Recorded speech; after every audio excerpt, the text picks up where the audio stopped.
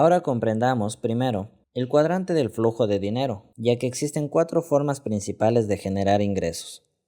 La primera es siendo un empleado, la segunda siendo un autoempleado, la tercera es ser dueño de negocio y la cuarta es ser inversionista. El empleado es quien cambia su tiempo, habilidades y conocimiento por dinero, y aquí nos encontramos la gran mayor parte de la población. Somos los más vulnerables del sistema económico. Porque, ¿qué sucede cuando se quedan sin empleo? ¿Qué pasa si la empresa reduce personal? ¿O qué llegará a ocurrir si llega alguien más joven, más preparado y dispuesto a trabajar por menos dinero? No quiero imponerte miedo, pero es que es la realidad. Lo bueno de un empleo es que no tienes grandes preocupaciones, tienes que cumplir tus actividades y listo.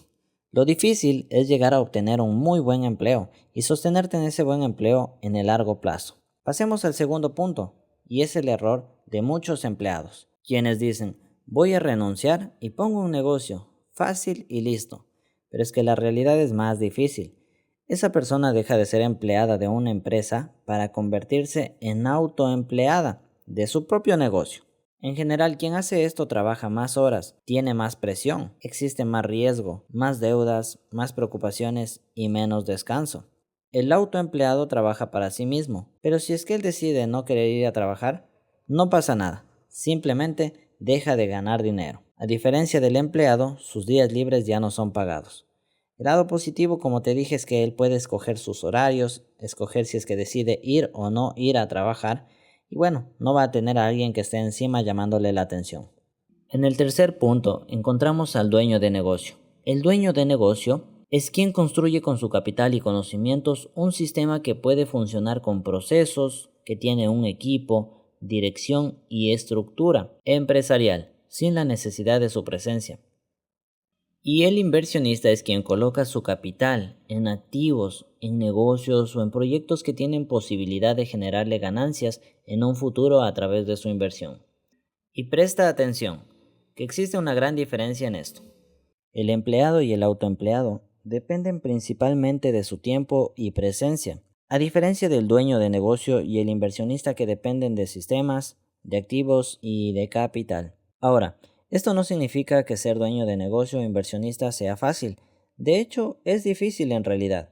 Pero si se quiere salir del ciclo donde solo se trabaja por dinero a cambio del tiempo, necesitamos buscar la manera de movernos hacia la creación de activos para pasar a ser dueño de negocio o inversionista.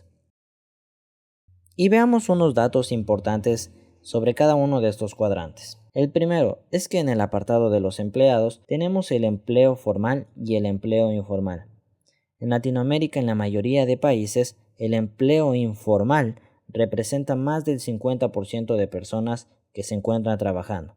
Es decir, que más del 50% de personas pueden no tener un buen empleo, pueden estar trabajando mucho tiempo, haciendo lo mejor de ellos, pero el no tener un buen empleo o inclusive el tener un buen empleo no trasciende en el tiempo. Pregúntate esto. Después de trabajar 15, 20, 25 años, ¿qué le estamos dejando a nuestras futuras generaciones? Con un empleo la verdad es que nada. El empleo puede darte ingresos hoy, pero difícilmente se convierte en un legado para tus hijos o tus futuras generaciones.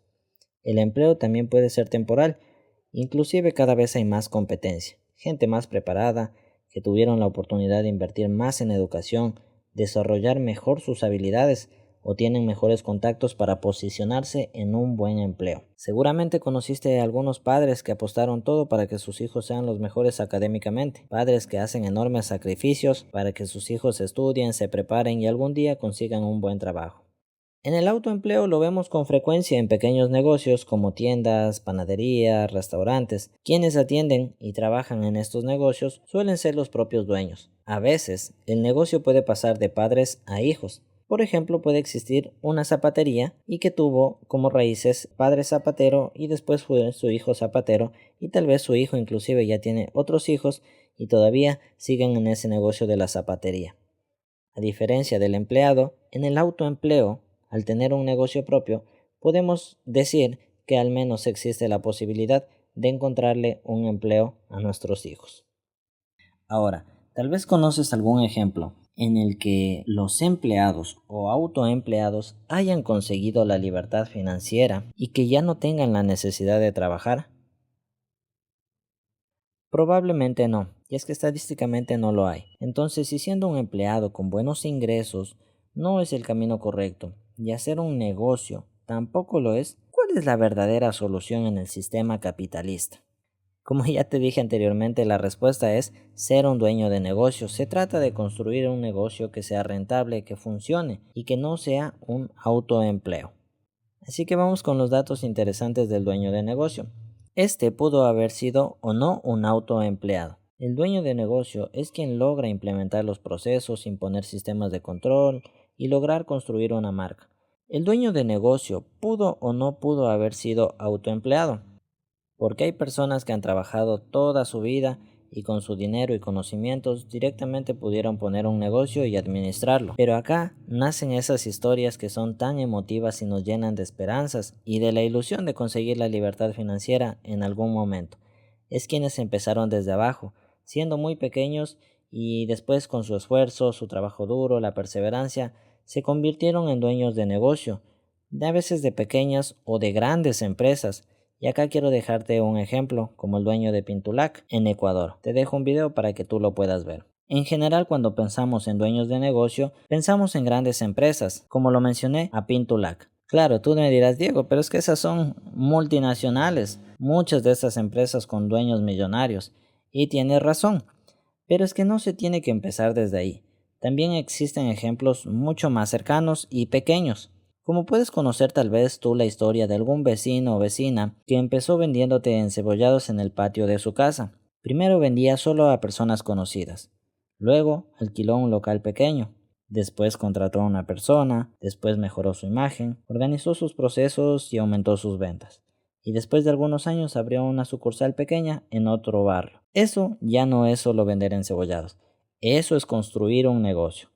No se trata de tener el negocio más grande del mundo, se trata de tener un negocio que genere rentabilidad. Y el inversionista es quien ya cuenta con dinero, tiene un buen capital, pero lo invierte para generar ganancias. Un ejemplo sencillo de un inversionista es quien compra un departamento y lo vende años después para generarle plusvalía. Compra un terreno y lo vende años después para generar ganancias. Plusvalía o ganancias es lo mismo. Pero el inversionista no solamente puede comprar activos tangibles, ahora actualmente también existen activos intangibles. Muchos de estos activos intangibles pueden ser acciones de empresas que las compran no por sus dividendos, sino que las compran para venderlas dependiendo el valor del mercado. Uno de los inversionistas más conocidos a nivel mundial es Warren Buffett, por su éxito por supuesto y también por su estilo de inversión y filosofía financiera.